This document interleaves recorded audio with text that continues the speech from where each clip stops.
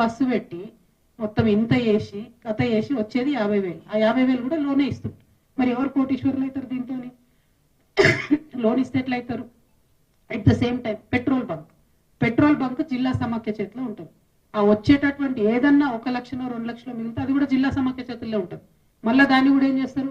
ఆ జిల్లాలో ఉండే అన్ని వేల మంది మహిళలలో ఎక్కడో ఎవరో ఒకరికి లోన్ ఇస్తారు తప్పితే ఏమీ గ్రాంట్ కాదు. కాబట్టి మీరు ఏదైతే 1 కోటి మంది మహిళలను కోటీశ్వరులు చేస్తామని చెప్తున్నారో అదంతా ఉట్టి ట్రాష్. ఆడబిడ్డల్ని మోసం చేయడం తప్ప ఇంకోటి ఏం లేదు. రేవంత్ రెడ్డి గారు ఆడబిడ్డల్ని నిజంగా మీరు కోటీశ్వరులు చేయాలనుకుంటే రివాల్వింగ్ ఫండ్ ఇవ్వండి. ఒక్కొక్క ఆడబిడ్డ ఏదైనా చిన్న వ్యాపారం పెట్టుకోవాలంటే 5-6 లక్షల వ్యాపారం పెట్టుకోవాలంటే 3 to 4 lakhs మీరు ఫండ్ ఇచ్చేయండి. డైరెక్ట్ ఒక 2 lakhs లోన్ ఇవ్వండి. ఆమె ఎదుగుతుంది, ఏదైనా కొనుక్కుంటుంది, దాంతో కొంత డెవలప్మెంట్ అవుతుంది. అట్లా చేయలేకపోతే మీరు అబద్ధాలు చెప్పడం బంద్ చేయండి. కోటీశ్వర్లను చెప్తామని చెప్పి మసిబూసి మారేడుకాయ చేయడం కరెక్ట్ కాదు. మీరు నిజంగా అచ్చంపేటలో పుట్టి వనపర్తిలో చదివి కొడంగల్లో గెలిచిన అంటే అచ్చంపేటలో ఉన్న ఆడబిడ్డలకు తులం బంగారం ఇవ్వండి ఫస్ట్. వనపర్తిలో ఉండేటటువంటి ఆడపిల్లలకు స్కూటీలు ఇవ్వండి ఫస్ట్. కొడంగల్లో ఉన్నటువంటి మా మహిళలందరికీ కూడా 2,500 రూపాయలు ఇవ్వండి ఫస్ట్, మంత్లీ ఇస్తామనేది. అవి ఇస్తే వాళ్ళు ఏమైనా డెవలప్ అవుతారు. కానీ ఉట్టిగా అబద్ధాలు చెప్పడం చాలా దారుణం. ఇంకొకటి ఏం చేస్తున్నారు, మన తెలంగాణ బిడ్డలందరం బాగా సెంటిమెంటల్ పీపుల్. బతుకమ్మకు చీరలు ఇచ్చుకునేది ఇదివరకు, ఆయన అది తీసేసిండు. ఆయనకు అసలు సెంటిమెంట్ తెలంగాణతో మీ ముఖ్యమంత్రి గారికి సంబంధం లేదు. ఏంది సంబంధం ఆయనకు? ఇందిరమ్మని మస్కా కట్టాలి, ఇందిరమ్మ వాళ్ళ ఫ్యామిలీని మస్కా కట్టాలి. ఇప్పుడు ఇందిరమ్మ పేరుతో చీరలు ఇస్తున్నారు. సరే ఇస్తున్నారు, ఓకే. అందరికి ఇస్తున్నారా? లేదు, ఓన్లీ గ్రూప్లలో ఉన్న మహిళలకే ఇస్తారు. అంటే మరి వేరే ఆడబిడ్డల ఓట్లు అవసరం లేదా మీకు? నేను ఇవాళ ముఖ్యమంత్రి గారిని డిమాండ్ చేస్తా ఉన్నా, 18 సంవత్సరాలు నిండినటువంటి ప్రతి తెలంగాణ ఆడబిడ్డ కూడా మీరు చీర ఇవ్వాలి. 1. 2, మీరు ఇచ్చేదే 150 రూపాయల చీర. ఆ 150 రూపాయల చీర కోసం ఇప్పుడు ఏం చేస్తున్నారంటే ఈ మహిళా సంఘాలు నడిపేటోళ్ళు VOAలు అని ఉంటారు. ఆ VOAలు వచ్చిన ప్రతి ఒక్కరిది ఫోటో తీసుకోవాలి, పేరు రాసుకోవాలి, డీటెయిల్ రాసుకోవాలి. ఈ మాత్రం దానికి హైదరాబాద్ లో ఉన్న ఆడబిడ్డలు కూడా వనపర్తికి రావాలి, ఇక్కడ ఫోటో దిగాలి, తీసుకోవాలి. అంటే ఒక్కొక్కరికి ఒక్కొక్క అర్ధగంట పడుతుంది ఆ VOAలకి. సరే అర్ధగంట పట్టినా పని చేద్దామంటే ఇప్పుడు ప్రెషర్ ఏంది? 2 రోజులలో మీరు చీరలు ఇచ్చేయాలి, ఎందుకంటే ఎలక్షన్ కోడ్ వస్తుంది. ఏమాగం ఇది. అంతకుముందేమో ఇందిరమ్మ పుట్టినరోజు దగ్గర నుంచి సోనియమ్మ పుట్టినరోజు దాకా వంచుతామన్నారు. అసలు వాళ్ళతో ఏం సంబంధం మనకు తెలంగాణకు? పండగకి ఇచ్చింది కాదు, దసరాకి ఇచ్చింది కాదు, దీపావళికి ఇచ్చింది కాదు, రంజాన్కి ఇచ్చింది కాదు, క్రిస్మస్కి ఇచ్చింది కాదు. ఇందిరమ్మ ఏంది, ఆ సోనియమ్మ ఏంది, మళ్ళీ మన ఆడబిడ్డలు ఇబ్బంది పెట్టడం ఏంది? ఇవన్నీ చేసి 150 రూపాయల చీర. అప్పుడు కూడా ఏం చేసినాం మనం ఇచ్చినటువంటి బతుకమ్మ చీరలు BRS గవర్నమెంట్ లో ఆధార్ కార్డు పట్టుకొని ఇచ్చేసి అయిపోతుండే. దానికి ఏముంది? ఇంట్లో 3 ఉంటే ఒక ఆమె 3 ఆధార్ కార్డులు వచ్చి తీసుకుపోతుంది. అలా పెద్ద విషయం ఏమున్నది? అది సెంటిమెంట్ లో చిన్న గిఫ్ట్ లాగా ఇచ్చే ముచ్చట. దాన్ని ఇంత కాంప్లికేట్ చేసి ఇంత ఒత్తిడి క్రియేట్ చేయడం అన్నది కరెక్ట్ కాదు. అన్నిటికన్నా ఎక్కువ నేను చాలా బలంగా నమ్మేది ఏంటంటే, ఇప్పుడు ముఖ్యమంత్రి గారు ఒక పథకం పెడుతుండే. ఏంటది? నేను 1 కోటి మంది ఆడబిడ్డల్ని గ్రూప్లలో వేస్తాడు. ఇది ఎందుకు కాదు, ఆడబిడ్డల పేరుతో లోన్లు తెచ్చుకోవాలి, ఆయన వాడుకోవాలి, కాంట్రాక్టర్లకు డబ్బులు ఇచ్చుకోవాలి. అంతకు మించి ఇంకో ఆలోచన లేదు.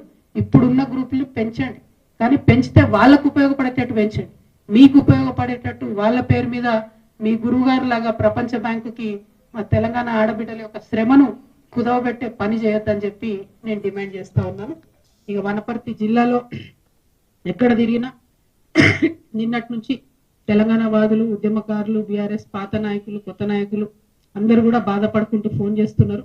నిరంజన్ రెడ్డి గారి వల్ల వనపర్తి జిల్లాలో మళ్ళా BRS పార్టీ జన్మలో కోలుకోలేని దెబ్బ పడ్డది.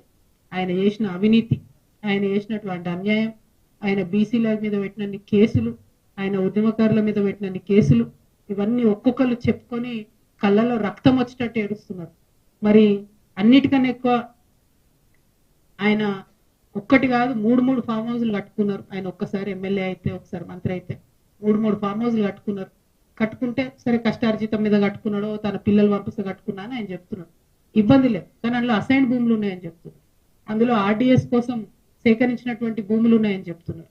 మొత్తం కృష్ణా నది కంప్లీట్ గా ఒక కాలువ అంతా మీ ఫామ్ హౌస్ లకు వెళ్ళిపోతుందని చెప్తున్నారు. దాని మీద మరి ఎందుకు ఇప్పుడు కాంగ్రెస్ గవర్నమెంట్ ఎంక్వైరీ చేస్తలేదు? ఏం అండర్స్టాండింగ్ ఉన్నది?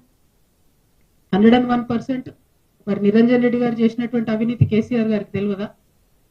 లేకపోతే ఈ అవినీతి పైదాకా పోకుండా హరీష్ రావు గారు కాపాడినరా? ఈ అవినీతి పైన తెలిస్తే కేసీఆర్ గారు నిరంజన్ రెడ్డికి టికెట్ ఇవ్వరని చెప్పి కాపాడినరా?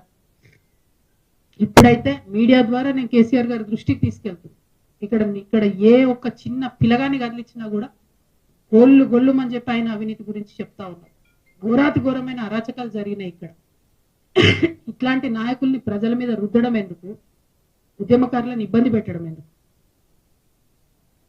దయచేసి ఇట్లాంటి మనుషులు ప్రజా జీవితంలో ఉండకూడదండి. ఇంకా ఈయన మనిషి, ఈ పెద్ద మనిషి మా తండ్రి ఏజ్ ఉంటాడని ఆయన ఇన్ని రోజులు ఏమనలే నేను. ఈయనేందో ఈమె పుచ్చు వంకాయ సచ్చు వంకాయ అనేదో మాట్లాడుతున్నాడు.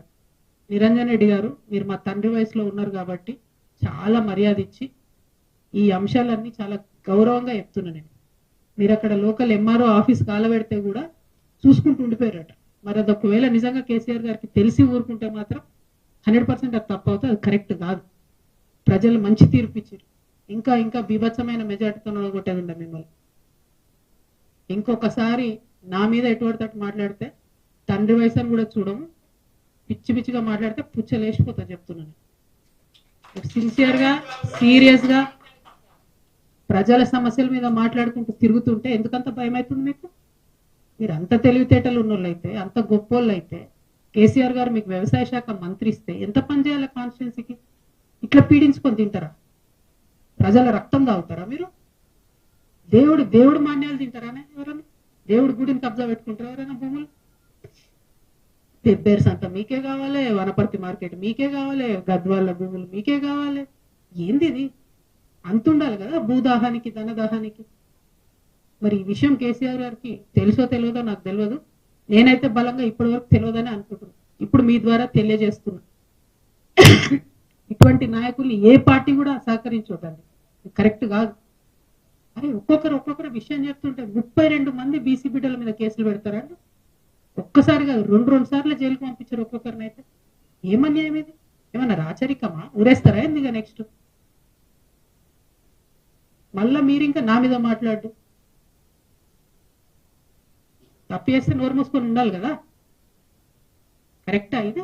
ఇట్లాంటి వాటిని సహకరించడం ఏ పార్టీలకు కూడా కరెక్ట్ కాదు. ఒకటి కాదు, రెండు కాదు, ఇక చూస్తుంటే వెతుకుతుంటే అయితే దారుణమైన నిజాలు బయటపడుతున్నాయి. డెఫినెట్ గా ఈయన హరీష్ రావు గారు మనిషి కాబట్టి ఏమి చర్యలు ఈయన మీద కాంగ్రెస్ ప్రభుత్వం తీసుకుంటుందని నేను బలంగా నమ్ముతున్నాను. ఎన్ని మాట్లాడిందండి రేవంత్ రెడ్డి గారు ఇక్కడికి వచ్చినప్పుడు? ఒక్క విషయంలో ఎంక్వైరీ చేసిరా? ఎన్ని టీవీ ఛానల్ వచ్చి స్టోరీలు చేసుకోపోయినాయి? ఏమైంది ఎంక్వైరీ? మరి ఇట్లా కరప్షన్ ఎంకరేజ్ చేసుకుంటూ పోతే తెలంగాణ ఉంటుందా? బాగుపడుతుందా ఎప్పటికన్నా? ఎందుకు మరి తెచ్చుకున్నది? కొందరి కోసమే తెలంగాణ. స్వర్గంలో ఉన్న పెద్ద మనిషి మీ మామగారు సిగ్గుపడుతుంటారు మిమ్మల్ని నా పేరు చెడగొట్ట